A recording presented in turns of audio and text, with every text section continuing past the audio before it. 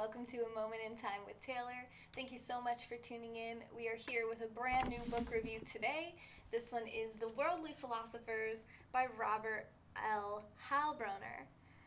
Shout out to Riley, first comment to the broadcast. Please be sure to subscribe to this channel and check out what we're all about by going to the website femyoga.com. Watch that little YouTube video there if you're new, and if you like what you see, please help us to keep our channel going and growing with your contributions by clicking the support button. Remember, if you sign up and subscribe for the monthly sponsorships, then you'll be entered to win $100 on the 17th of every month. So what are you waiting for?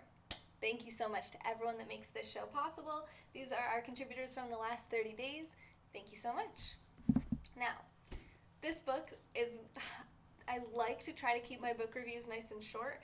This one was super dense. There was tons of information in this book. It's an economics book. It's a book about the different philosophers who were economists throughout the ages, beginning, I believe, in the 19th century, if I'm not mistaken, in the 1800s.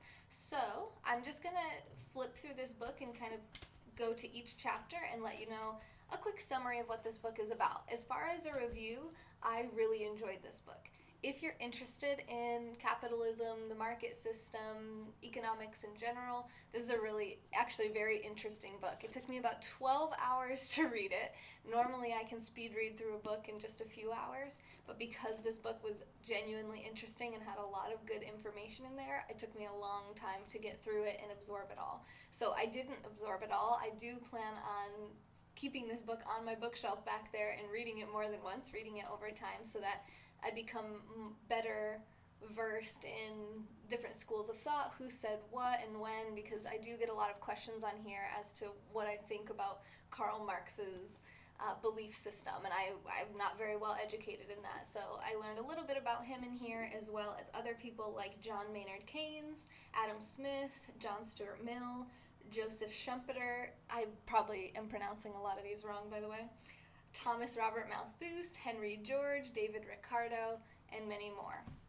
There was a couple females mentioned in here in passing, but nothing significant. There wasn't any big female economists from what I could tell, at least not that they talked about in this book. So in the beginning, they talked about something that I found really interesting, which was basically that, before capitalism, before the market system, before the concept of individual selfish gain for the self, for the individual.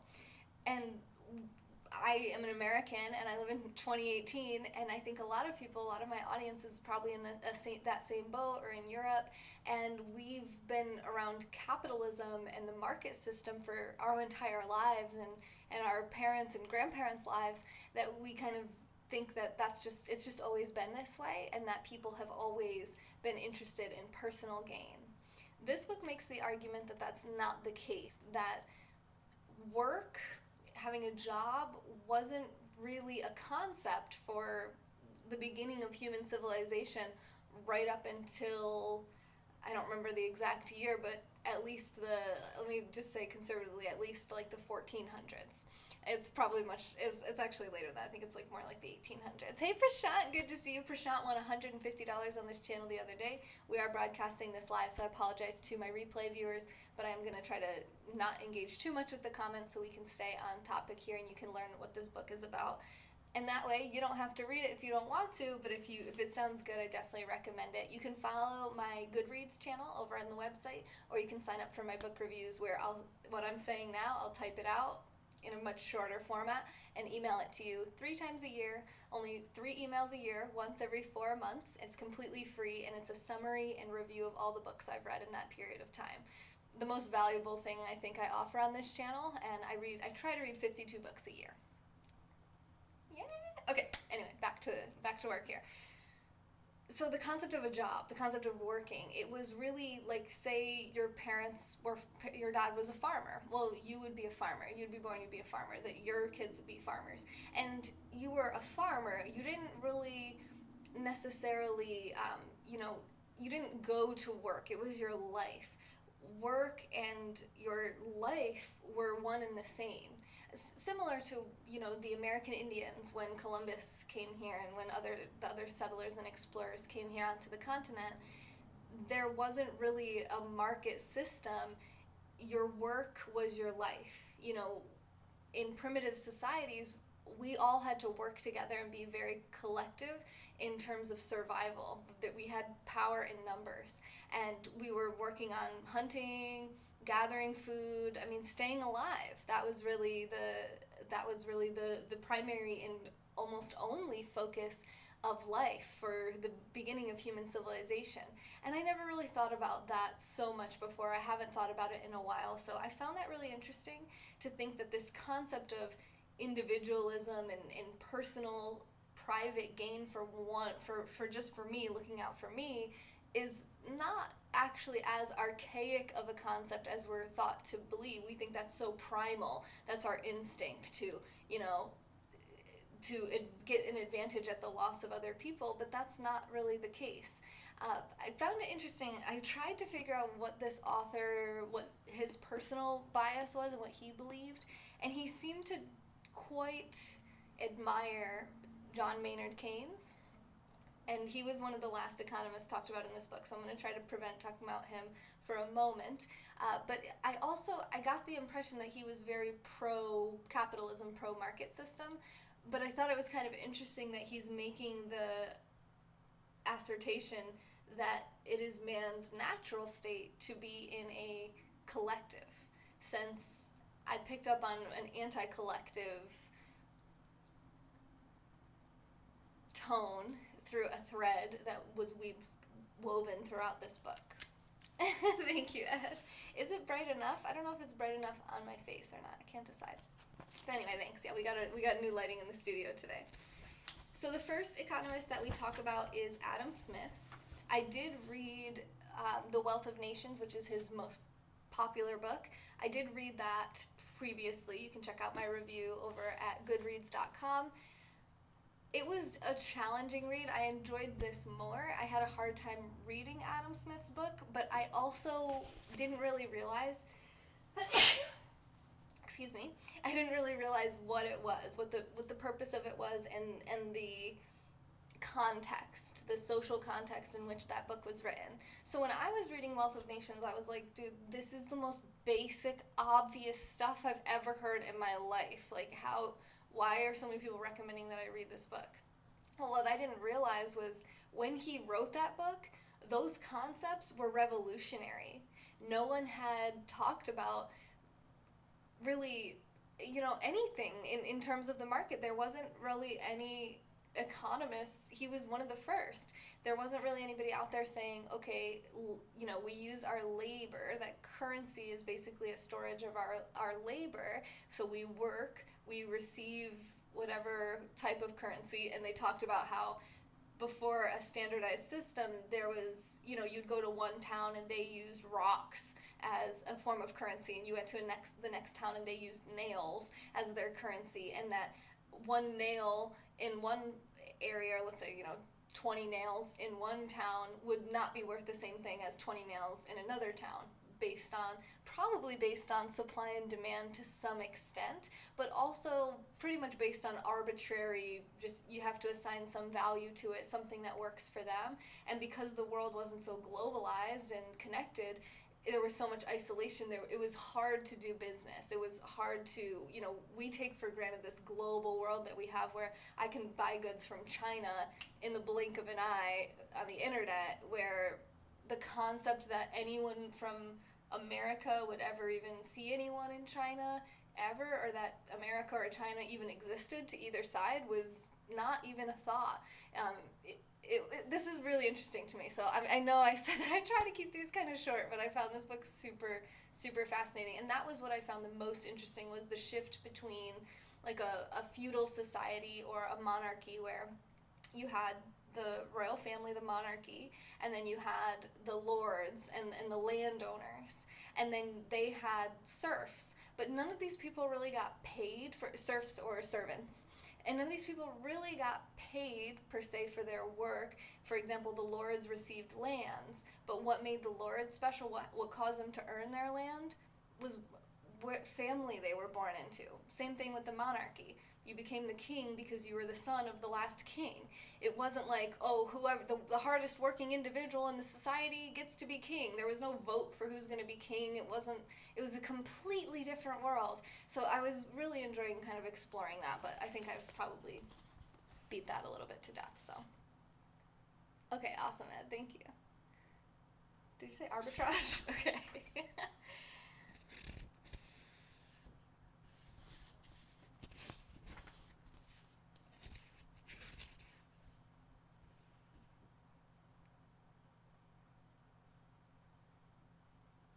There's a lot of interesting things in here that I want to share with you, but this book is really dense. It's 321 pages. It's definitely one I recommend that you read if you're interested in this type of content, but also you can subscribe to this channel and just stay tuned. So this is the chapter where he talks about Adam Smith and how we take for granted what he wrote. At the time, it was very revolutionary. He was the first one to really make these assertions and to idolize capitalism and a free market system and laissez-faire, the government being hands-off of business, and that it's self-regulating and that it would take care of itself, that supply and demand and labor and population, it would all be self-regulating in terms of being an ideal system. And then you have economists that come over the years, and they have different beliefs, or they build on top of that, and they kind of throw a wrench into what Adam Smith had originally claimed during his time. So the next chapter they talk about Parson Malthus and David Ricardo. So that's Thomas Robert Malthus and David Ricardo. This author did state that David Ricardo was one of the most difficult economists to read, that his works were very difficult to read, but that he was very successful financially, and therefore people listened to him. He had a lot of power, and what was interesting is that he was very anti-landlord. So he viewed,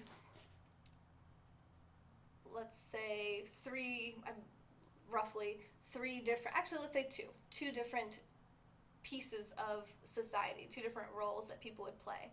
They would either be the capitalists, which were either the merchants, but also included the laborers. It's everyone in the system, everyone in the market system.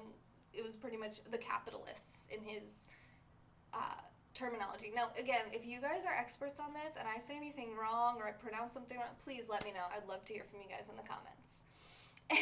Yeah. Yes, Ed is in real estate, so he's not a fan of anyone who's anti-landlord. So you don't like David Ricardo. But David Ricardo was a landlord. Anyway, so there was the capitalists and there was the landlords. And he did not care for the fact that the landlords made money without having to actually put labor into the system.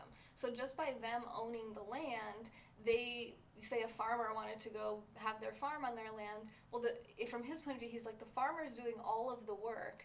The landlord gets to do nothing. He doesn't have to contribute anything, and he gets paid, and he stands to gain the most because he can't lose.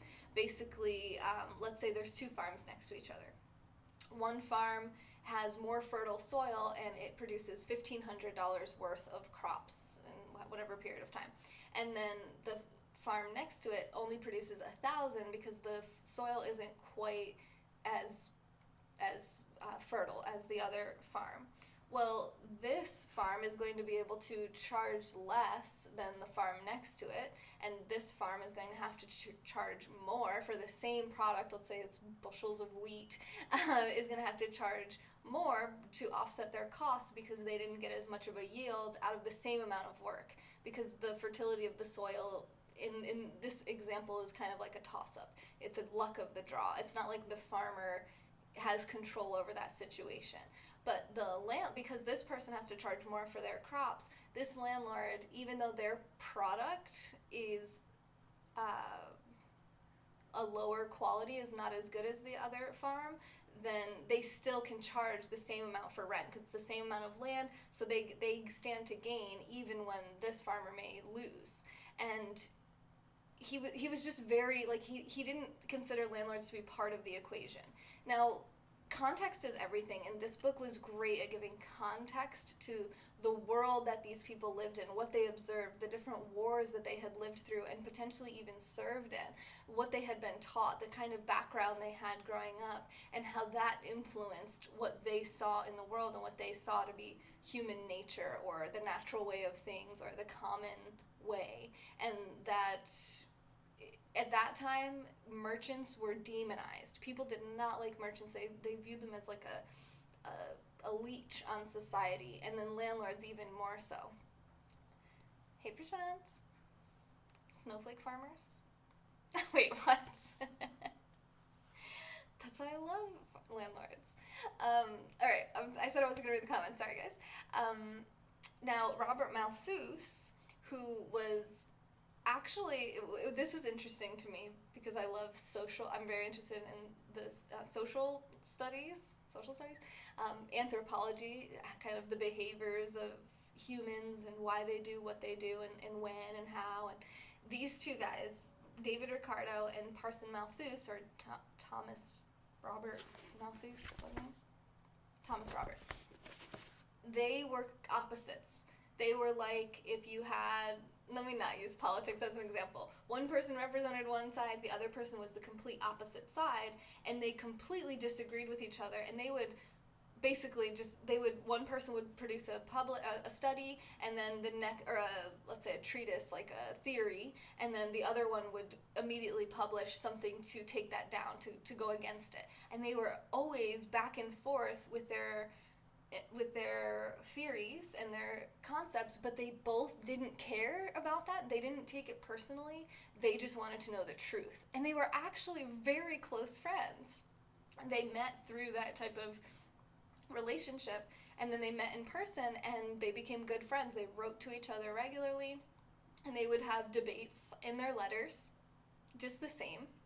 I thought that was really cool to see people they both believed two different things, but they both really wanted to know the truth, so they would beat it up. They wouldn't just say, okay, well, you think that and I think that, let's just let it go. No, they were like, okay, well, why do you think that? Well, you think this, but wouldn't that mean that this? Okay, and it was a healthy relationship and a healthy form of trying to learn the truth, which I thought was awesome.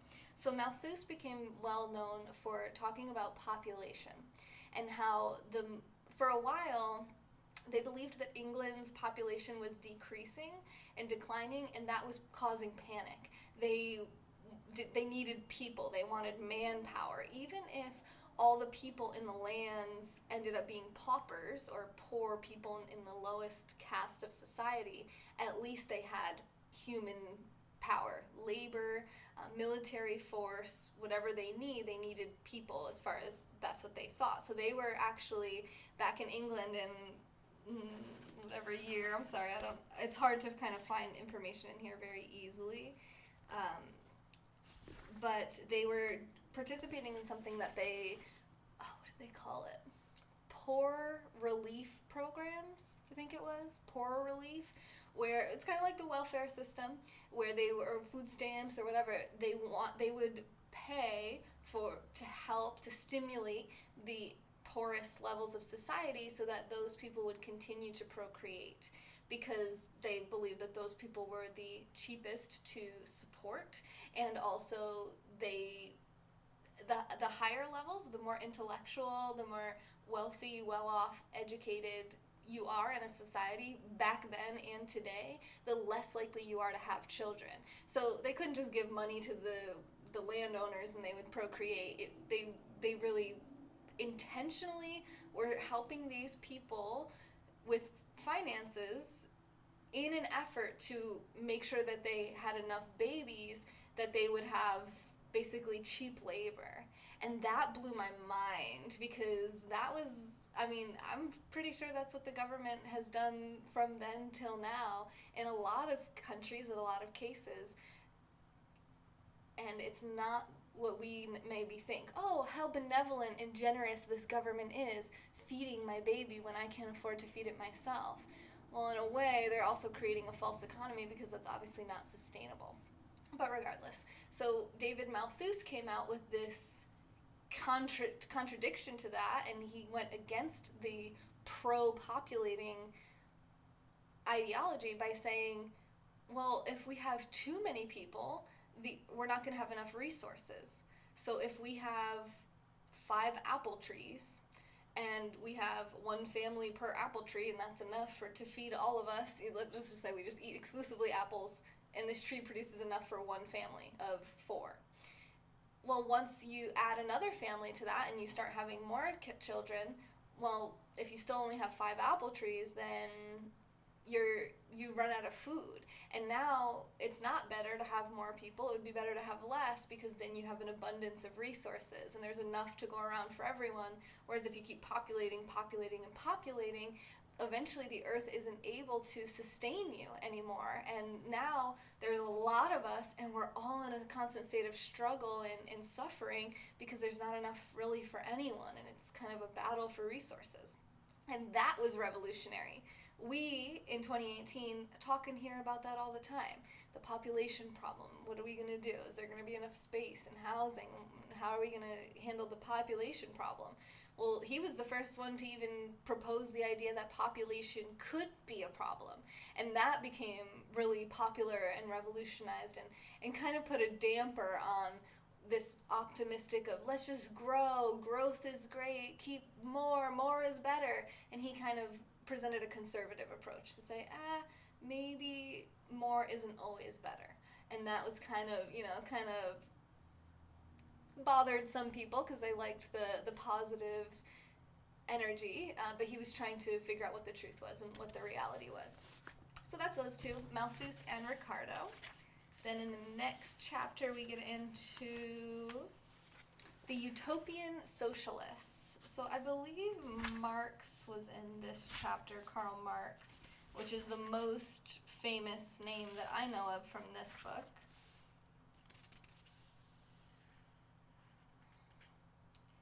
This was happening during the Industrial Revolution in the early 1800s. The conditions in the factories were pretty atrocious in all of Europe, almost all of Europe. But there was this one society, or this one town, I should say.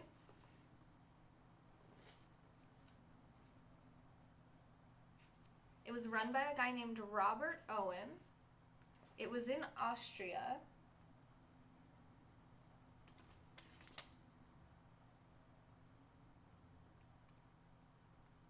No. I said that wrong.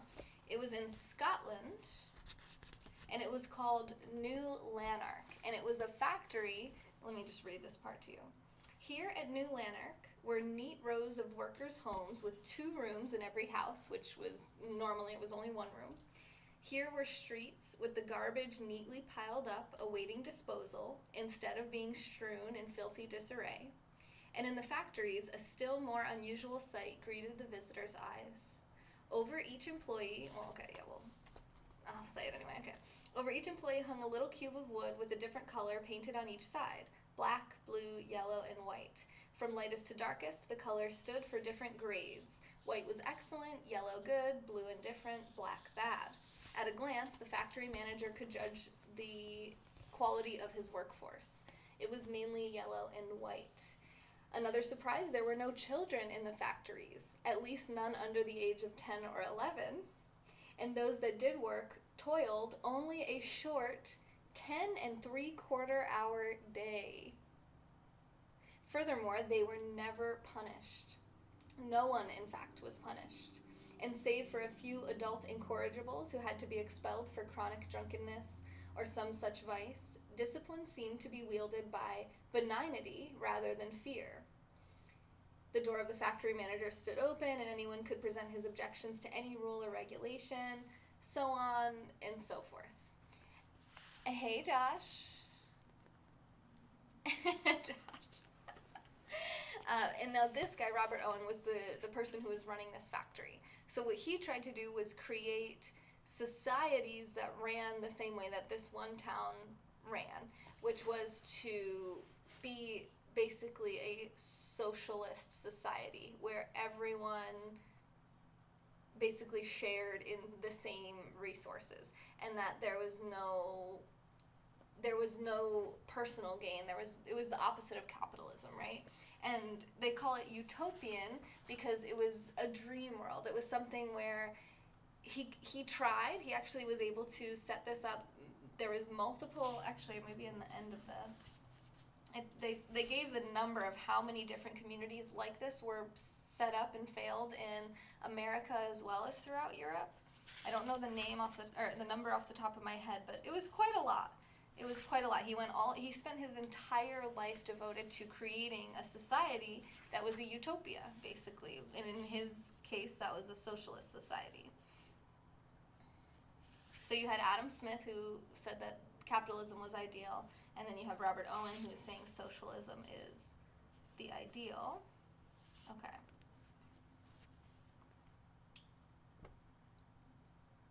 Oh, there was another guy, Fourier, who kind of carried the torch of Owen and started doing the same thing, creating their own. They called them villages of cooperation.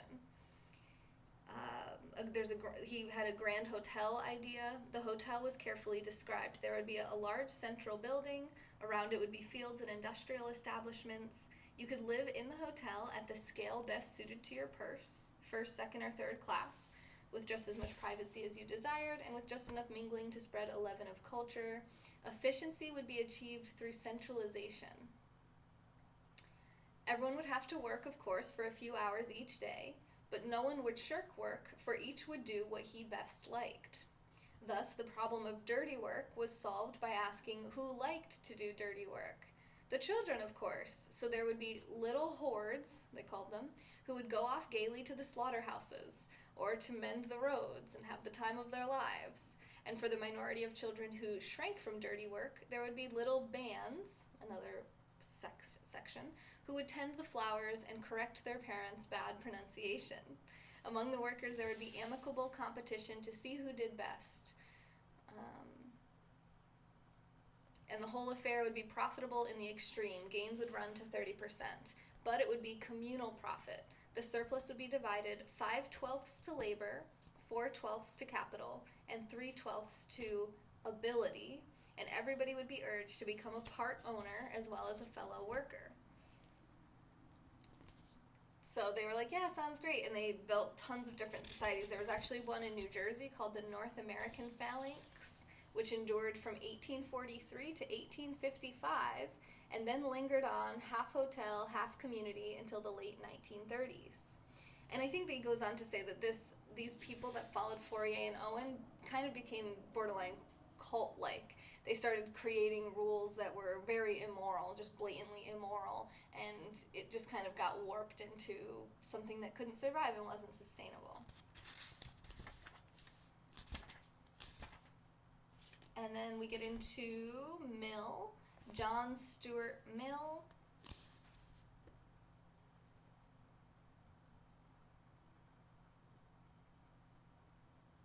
Oh, and his wasn't as exciting, I don't think. So prior to John Stuart Mill, all the economists were focused on production and distribution. So the production of wealth, and then how is that distributed amongst society. Where John Stuart Mill, his big aha that made him famous, I don't really know why, was that he said the only important part of the economy is the production, and that the society can distribute it however they see fit. Whatever the individual, in charge of that production, whatever they produce, they can distribute it however they like, and that wasn't really even worth worrying about, because the individual, it would just, that part didn't matter. That was his argument, was that distribution didn't matter, production was the only thing that mattered, which that guy Ricardo, who was talking about, he was very anti-landlord, he was really big on how is the wealth being distributed, and this guy's argument was that, well, that doesn't matter. All that matters is that we're able to be productive, we're able to produce.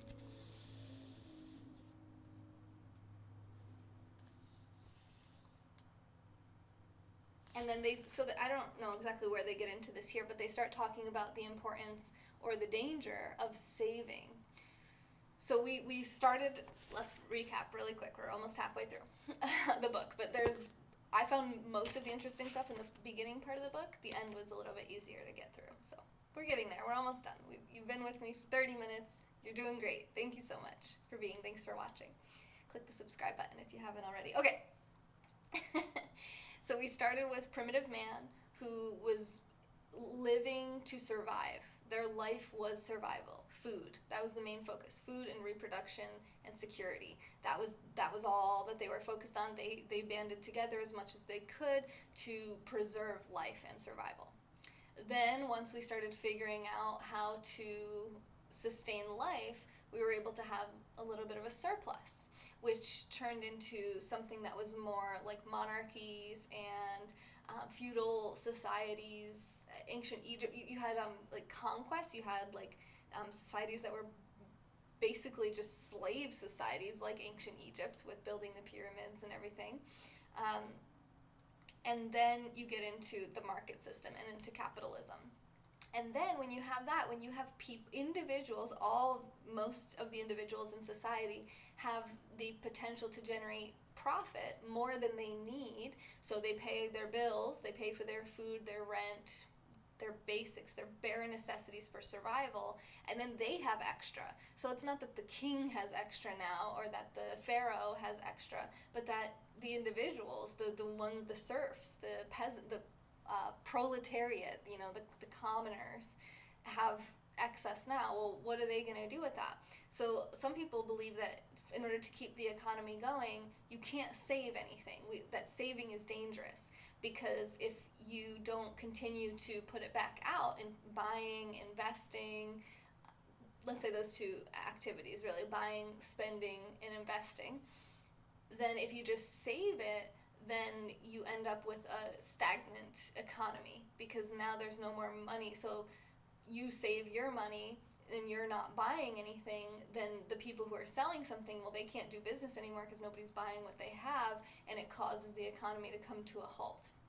Some economists believe that would never be a problem, some did, and that was an interesting debate that I hadn't thought much about before either. Was we always glorify saving. If you're saving, that's awesome. You're saving for a rainy day, saving for an emergency. I'm from the commoners level of society. I wasn't raised by a parent who had a ton of extra money sitting around, so I very much cherish savings and have my whole life because of how I was raised in my context and my perspective. So to me, I always thought savings was great, and then to hear this, that if people, and that really wealthy people can't help but save because they simply can't consume as much as they produce. So they're producing so much, they're making, let's say you make $1 million a year, well, it's hard to not save some of that, because it's hard to invest and spend and buy that much of a resource, and you can go up above and beyond however high would be too high for you to spend each year. And so they're forced to save, and then that takes big chunks of the energy. Let's say money is the energy of the economic wheel. It takes some of that energy away, and it slows down and could potentially go into a depression and a recession. That was something they didn't know about for a while. Once they kind of invented an economy that was separate from your social and personal life, it was just going up. When it first started, okay, it's new, it's growing. Think of like a plant, and it was just going. So they thought it was this constant state of expansion. They didn't really know about the flow of the market with peaks and valleys and what's the word I'm looking for? Like seasons of prosperity and seasons of recession. What's the opposite of the word recession? What's the word I'm looking for? Ascension. There are always enough people blowing their checks to cover for those that save. Not true, actually. Not true. Because if you think of the top 1% of how much money they make in a year, we could all spend every penny that we made and not come anywhere close to the amount of money that they have in that very top percentage. But I get what you're saying, is that like where we live, the world that we operate within, it seems like, yeah, there's plenty of people that are bad with their money to offset the people that are good with it, but they're arguing more what do we do about the people who have lots of money and they're basically like hoarding it? And in a way, it's not like they're evil. It's not like they're being immoral by hoarding it. They're not trying to keep it from anybody else. It's just they can't consume. They don't need that much stuff. They're satisfied. They have everything that they need, so what are they supposed to do with that money now? Now, something they didn't talk about in this book, I think at all, that I didn't see at all, was the concept of charity and philanthropy.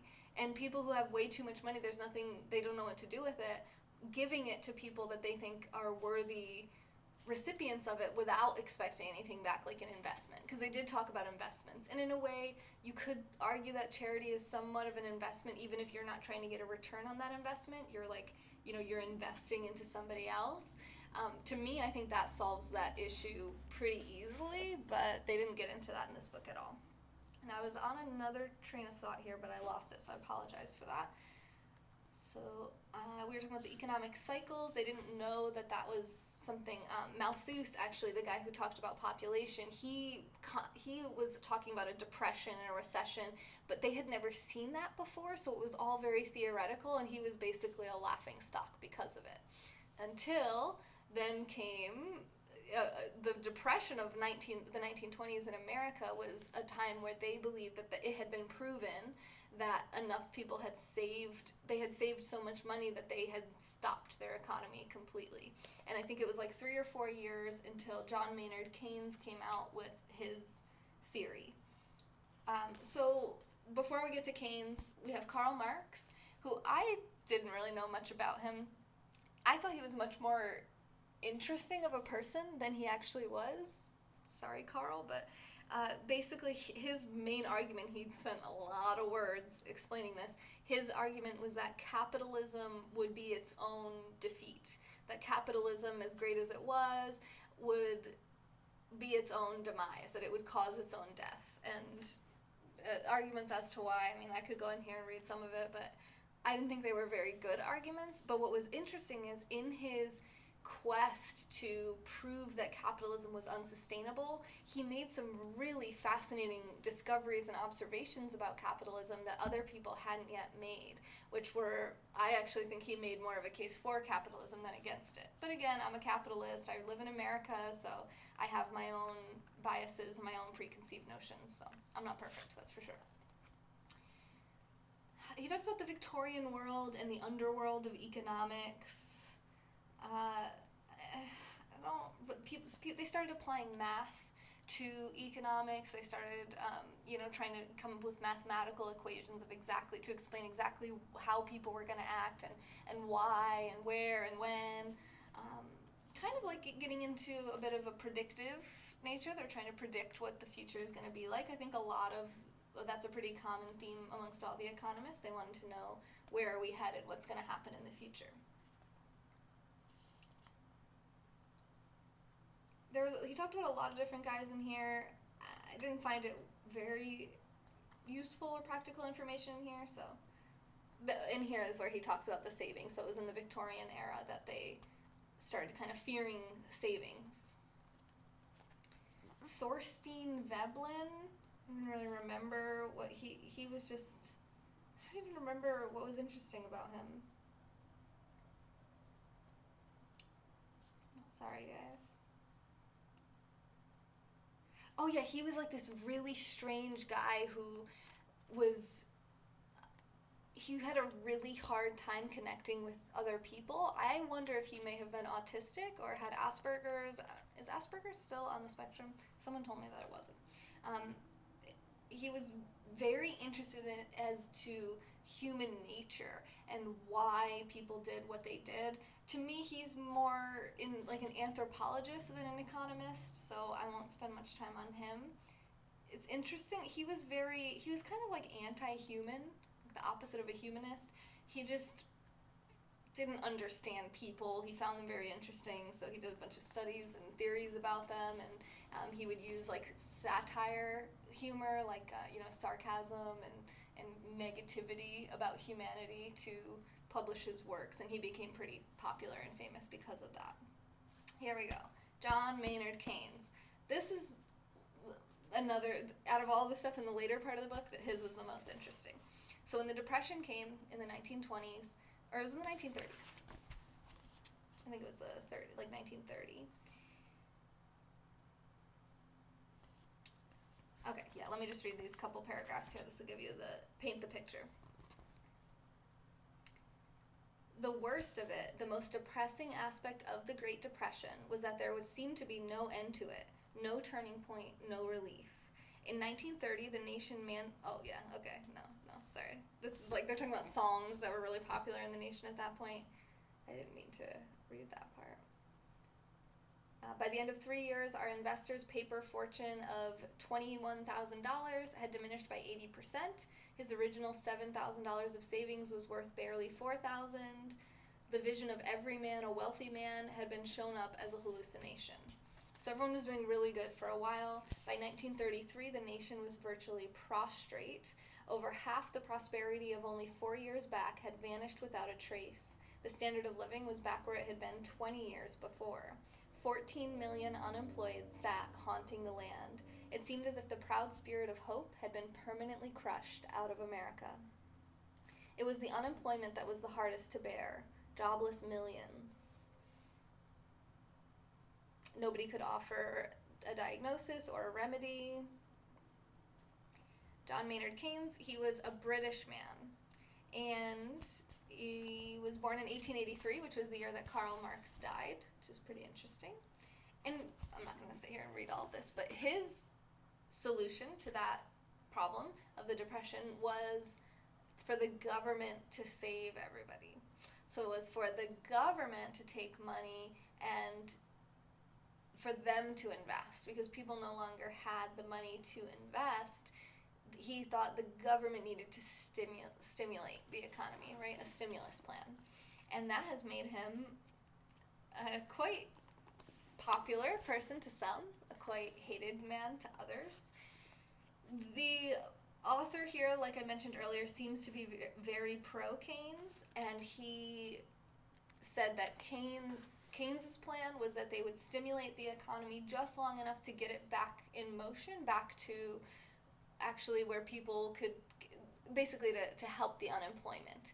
And then once the problem went away, that they would stop stimulating the economy like that. They would stop investing and they would stop playing a role in the economy. However, the government spent millions and millions of dollars and it didn't make a difference. It didn't help with unemployment. Nothing really changed. It just caused the government to spend a bunch of money. So I wasn't a big fan of him personally. And then the last person they talk about is Joseph Schumpeter. I don't even know why he talks about this guy. This guy's basically a walking contradiction. Like, in one breath he says one thing, the other breath he says something else. He calls it the contradictions of Joseph Schumpeter. I've never heard of him, not sure if you guys have. I didn't find it very interesting, but I found the book overall very interesting. So I learned a lot. I hope you guys did too. Again, it's The Worldly Philosophers, The Lives, Times, and Ideas of the Great Economic Thinkers by Robert L. Heilbroner. Please be sure to subscribe to this channel, and if you liked this video, please, please, please help me to keep this going by going to the website femyoga.com, clicking that support button, and making a contribution. If you subscribe for monthly contributions, you'll be entered to win $100 on the 17th of every month. And if you prefer, you can actually scroll down to the bottom of that page. There's an Amazon wish list if you'd like to send other books that I have on my wish list. Or you can click the contact page and you'll see my P.O. box where you can send books if you want me to read those or anything at all. Maybe if you want me to give away something from your business. We do a lot of fun stuff on this channel. So I hope you guys enjoyed. Thank you so much for watching. And thank you to everyone that makes this show possible. Please make sure you're following me on all platforms: YouTube, Periscope, Twitch, Instagram, Twitter, Goodreads, all the places. Everything's linked on the website. Thank you guys so much for being here. This has been A Moment in Time with Taylor. See you on the next one. Bye Josh, bye Ed, bye Prashant.